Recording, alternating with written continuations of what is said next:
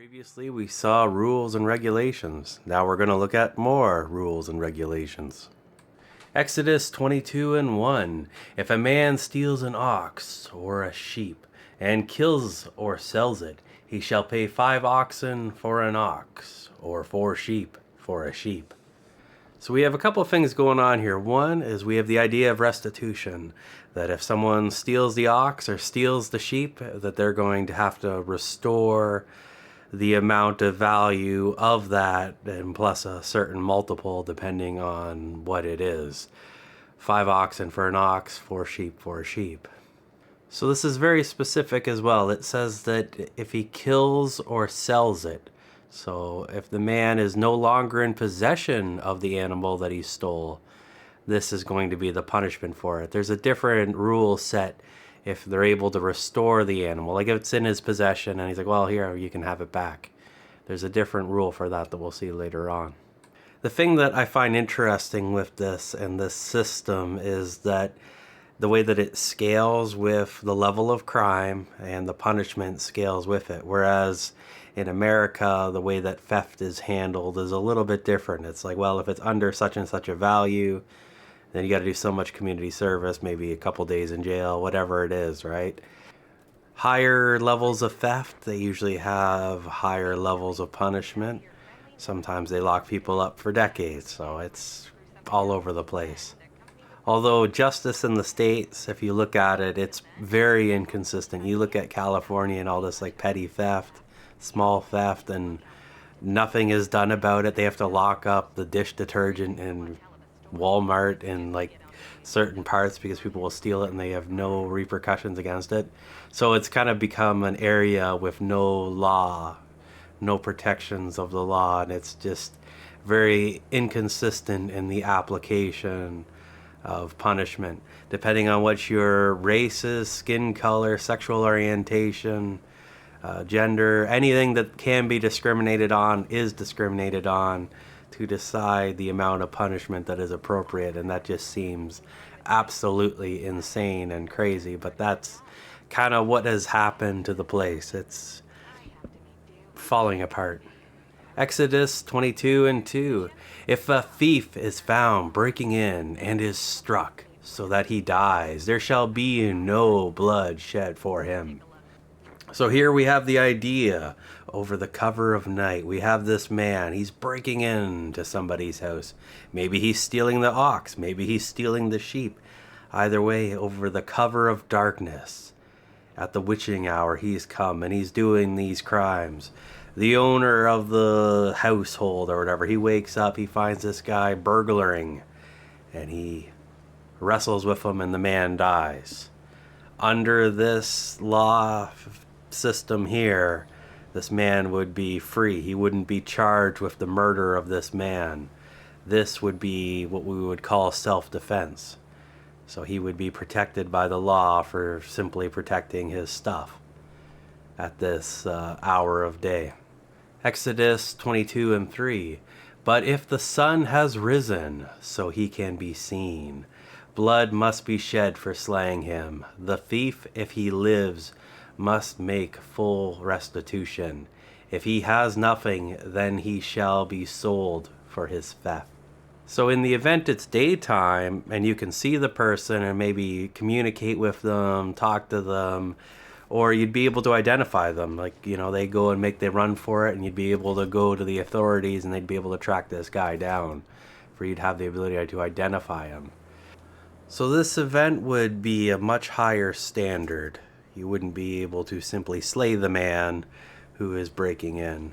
And if you incapacitate him, and I think even in the other scenario, if it was a night theft or whatever it is, you incapacitate the guy, you knock him out, tie him up, whatever, wherever, no questions asked. That this thief, he's going to have to pay restitution, and if he can't afford the restitution, then he is sold as a slave, and then I guess you would get the money of him being sold as a slave to pay for whatever theft or damages or whatever it is that he has done.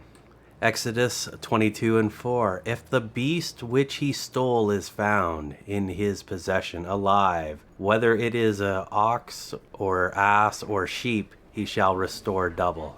Previously, we looked at if he killed or sold it. I believe what we have going on here is that the man would have to give the sheep or ass or ox back and then pay the value of it, which would be a restoration of double. For the guy got it back and then he got a payment of equal value.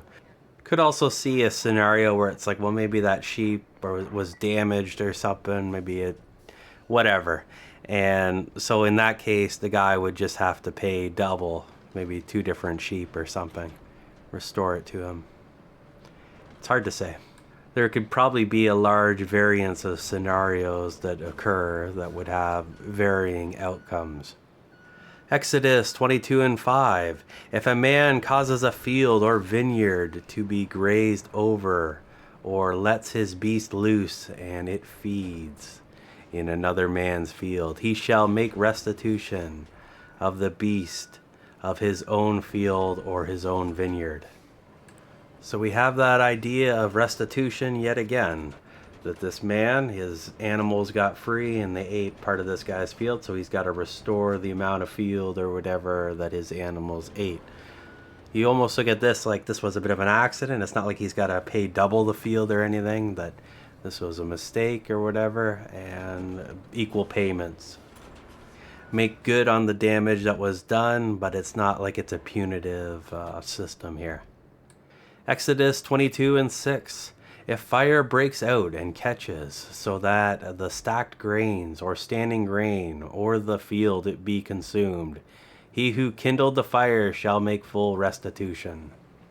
So here we have that idea of negligence, that the person who is making this fire, that they weren't prepared for the scenario and it kind of got out of hand and they weren't really prepared and it did a lot of damage.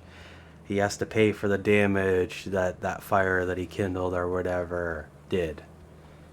It doesn't seem like he has to pay a punitive amount, but just restore the amount of it, so it could be interpreted as an accident or whatever, but an accident caused by negligence, by him not doing his due diligence and being aware of the fire that he was making. Exodus 22:7. If a man delivers to his neighbor money or goods to keep, and it is stolen out of the neighbor's house, then if the thief is found, he shall pay double. 22:8. But if the thief is not found, the house owner shall appear before God, the judges as his agents, to find whether he stole his neighbor's goods. So here we have the idea of stewardship. We have this man who gives these items to his neighbor to look after and protect. Maybe he's given him some money or some goods or whatever to protect because he's not going to be home for a few days. He's got to go, to the main city or whatever the circumstance is. So we have the neighbor in possession of these goods, and then a thief breaks in and he steals the stuff. And if they catch him, he's got to pay back double. But if they don't catch him, then the neighbor has to be judged to see whether or not he just stole the stuff from his neighbor or if it was actually stolen, and make restitution. The neighbor, by taking the item from the man or whatever it is, he has stewardship. It is his responsibility to protect those things. So when the thief comes in, it's still his responsibility, and if they catch the thief, that's great, and then the thief's able to pay restitution. But if not, the neighbor is kind of on the hook as the steward, as the one who is supposed to protect these things. Exodus 22:9. For every unlawful deed, whether it concern ox, donkey, sheep, clothing, or any lost thing at all, which another identifies as his, the cause of both parties shall come before God, the judges. Whomever they shall condemn shall pay his neighbor double. So it looks like we almost have that idea that if this man can't work things out with his neighbor and they have a bit of a situation going on, whether it's with animals or property or things or whatever, and they can't really reach an agreement, they're to go to the judges and have them, it's almost like arbitration, make the decision of what to do. And of course, we got the payment of double.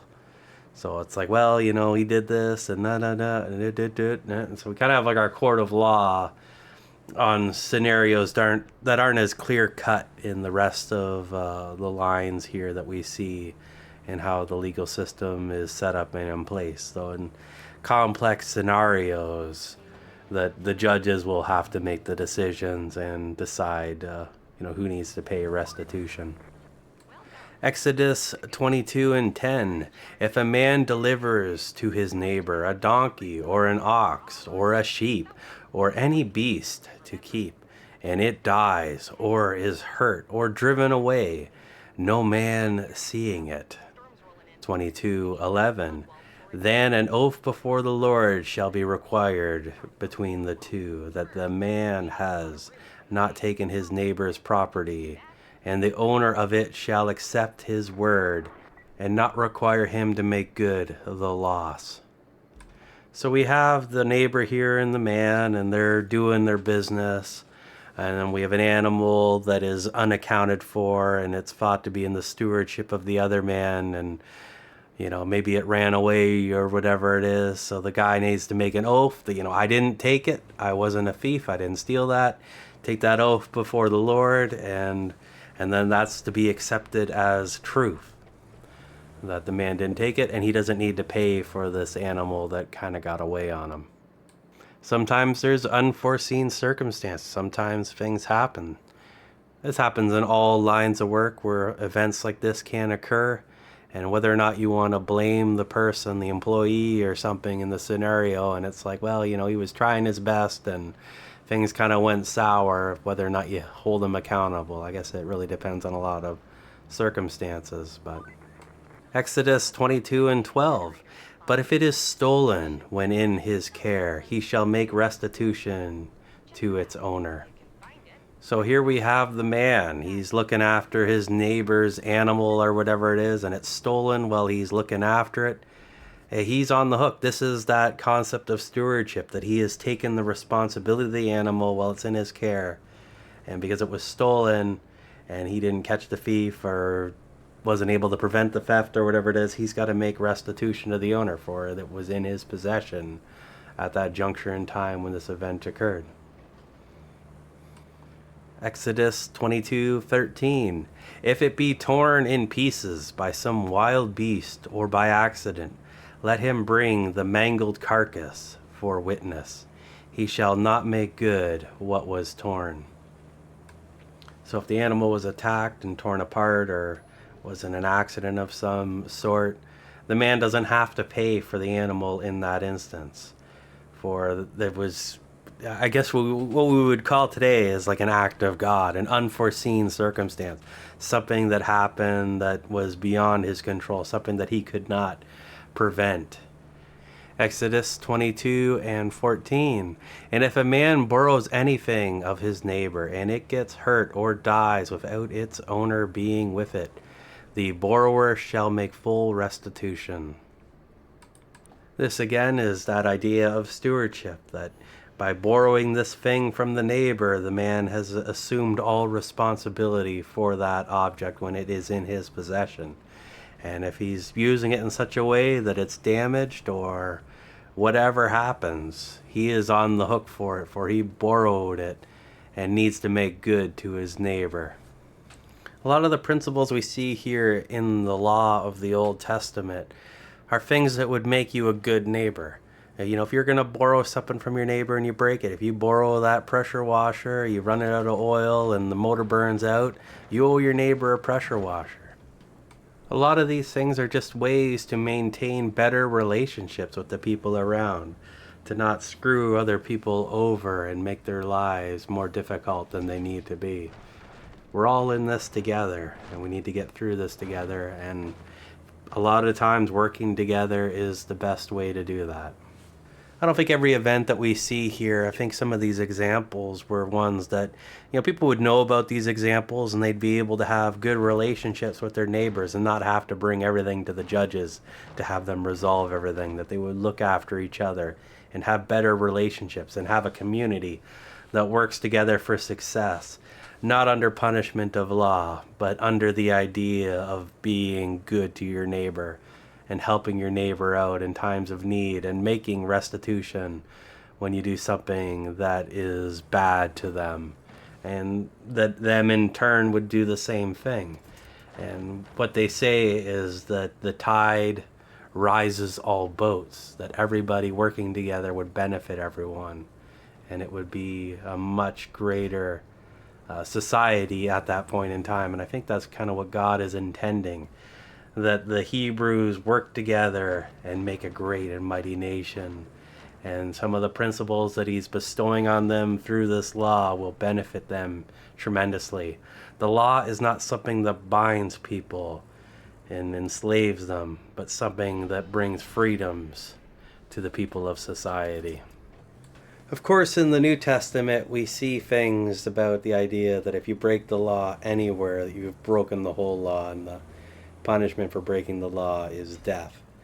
So there's that too, but that's kind of a separate topic as far as a long-term corporeal existence go and post-corporeal existence.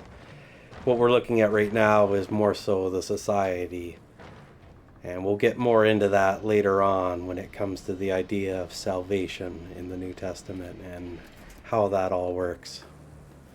I hope you'll forgive me for only touching on that momentarily, as we have a lot to cover and there is much more. Exodus 22 and 15. But if the owner is with it, when the damage is done, the borrower shall not make it good. If it is a hired thing, the damage is included in its hire. So if we have the owner of the object that is being borrowed and the owner is still there and kind of overseeing things, he's got the opportunity to prevent any misstep from happening. Let's say we're back to our example of the pressure washer. He brings it over, he's going to help too, but he didn't load it up with oil, and that was kind of his responsibility, and he didn't really think of it, and it's like, oh well, that kind of sucks. So that's kind of what we got going on there, that idea. So we have a little bit of a mutual risk assessment here. Now the second portion here, when it talks about the hired thing, that in the price of the hired, the payment for any damages that occur or whatever or potentially could occur should be built into the price. That it's again on whoever they're hiring this person from or animal from, that they need to figure in whatever the risks are and associated to it and build that into their price. For their, they need to provide their own insurance, so to say. This is like workers' comp, right? That there is no workers' comp here. And it's probably set up that way to prevent fraud or something. It's like, well, you hired me to do that, and now my back hurts, and you got to pay me for the rest of my life. So, they didn't have elaborate financial systems that we do today, so this is just kind of how they set it up. Of course, in that same respect, if the guy's given work that he can't do, he's like, well, take your money, I'm not doing this. I'm out of here.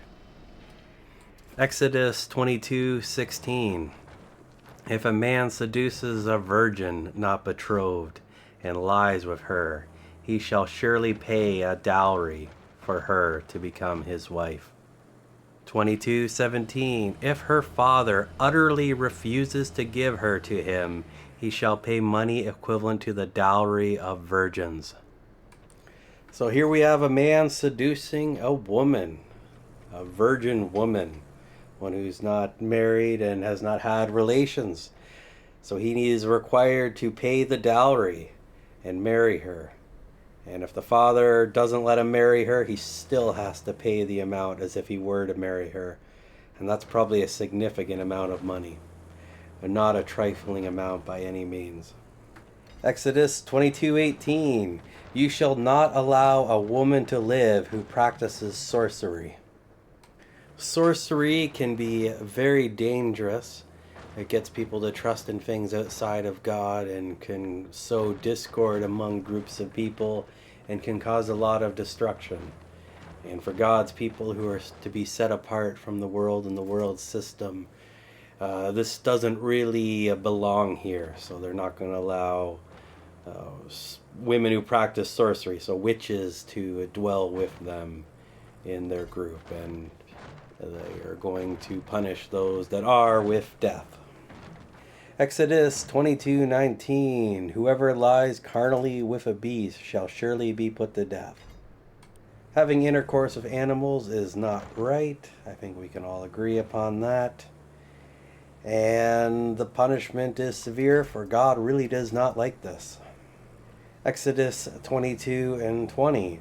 He who sacrifices to any god but the Lord only shall be utterly destroyed. We saw this rule pop up in the Ten Commandments, and it is being expanded on here. So they're going to have a death penalty or destruction as a result of doing that. Exodus 22:21. You shall not wrong a stranger or oppress him, for you were strangers in the land of Egypt. Israel will be camping at different locations along their journey, and if a stranger comes by, that they're to kind of look after him and not oppress him. And later on, when they have different cities and villages and whatever, that if somebody comes by or whatever, that they don't just make a slave out of him or something like that. They don't oppress this stranger. It's kind of a compassion for this person that has no home, for they used to have no home. Exodus 22:22. You shall not afflict any widow or fatherless child. So due to different circumstance, maybe it's war, maybe it's a workplace accident, maybe it's a health condition, that there will be widows that will have no husband. And there will be children that have no fathers, for their father has died or is left by some other circumstance. And as a people, they're not supposed to afflict them, to give them a hard time, to make their lives more difficult. For they are already difficult enough not having their father or husband around. Exodus 22:23. If you afflict them in any way, and they cry at all to me, I will surely hear their cry. 22:24. And my wrath shall burn. I will kill you with the sword, and your wives shall be widows, and your children fatherless. So God really doesn't want them to do this, and he has outlined a very severe punishment for those that afflict the widows and the fatherless. Exodus 22:25. If you lend money to any of my people with you who is poor, you shall not be to him as a creditor, neither shall you require interest from him. So here we have the idea of, well, it's almost like a community thing, that you're looking after the poor, you're lending the poor money, but you're not trying to make money off of it. Not an exploitation of the poor or people that are in need. This is not payday loan lending. This is not extortion of those who are vulnerable. This is an idea of helping those in need. Exodus 22:26. If you ever take your neighbor's garment in pledge, you shall give it back to him before the sun goes down. So here we have the idea of collateral, taking the man's coat as collateral for whatever the financial arrangement that they have. And the first thing you're probably thinking is like, well, maybe he should give something else other than his coat, but maybe that's all he has is his coat. So he's taking his coat as collateral, but the sun's going down, and it gets cold when the sun goes down. So we have this requirement to return the man his coat, so that when the sun goes down and it gets cold, he'll be able to stay warm and be able to sleep at night properly. For if he doesn't have his coat and it gets cold at night, it would be a very miserable situation. So this is one of those charities or mercies that God has placed in the law to look after the people who are in poverty or going through rough times. Exodus 22:27. For that is his only covering, his clothing for his body. In what shall he sleep? When he cries to me, I will hear, for I am gracious and merciful. I really like how we have these direct examples here like this. It's kind of wonderful to see God's mercy and graciousness in dealing with the people that are poor. Exodus 22:28. You shall not revile God, the judges as his agents, or esteem lightly or curse a ruler of your people. God is in control of who the rulers are and who the judges are. They are people that have been picked by him for that task, and that is not an easy thing to do. And it is very easy to criticize them, but God kind of forbids that criticizing of them and cursing them. Just kind of let them do what they need to do and not worry about it so much. Exodus 22:29. You shall not delay to bring to me the fullness of your harvested grain and the outflow of your grape juice and olive oil. Give me the firstborn of your sons, or redeem them. So this brings us back to the Passover situation, when God gained possession of the firstborn and required the firstborn to be redeemed. We also have the first fruits that are required by him. And that's what we have here with the grain and with the grape juice and olive oil.